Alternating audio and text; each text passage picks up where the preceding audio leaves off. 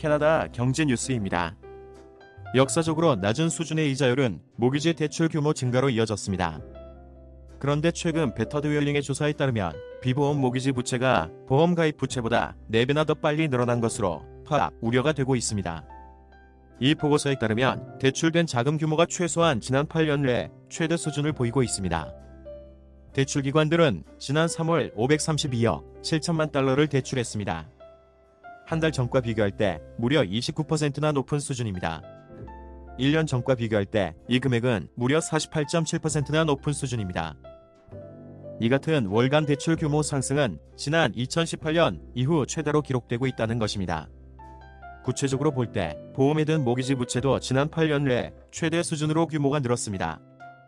다운 페이먼트 규모가 작은 구매자들이 전체 펀드의 20% 정도를 차지했습니다.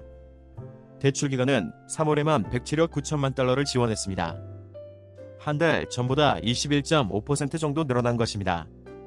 지난해 이맘때와 비교할 때도 증가폭은 13.8%에 이릅니다. 비교적 전체에서 차지하는 비중은 적지만 실제 이 분야만 놓고 보면 지난 8년 내 가장 높은 수준입니다. 주목할 부분은 보험미가입 모기지 부채입니다. 3월 대출 금액 규모는 424억 7천만 달러입니다. 한 달 전보다 31% 정도 늘었습니다. 작년 이맘때와 비교할 때는 증가폭이 무려 61.3%에 이릅니다. 달러 금액만 놓고 보면 작년보다 2배 이상 늘어난 셈입니다. 3월이 1년 중 가장 바쁜 시기였습니다.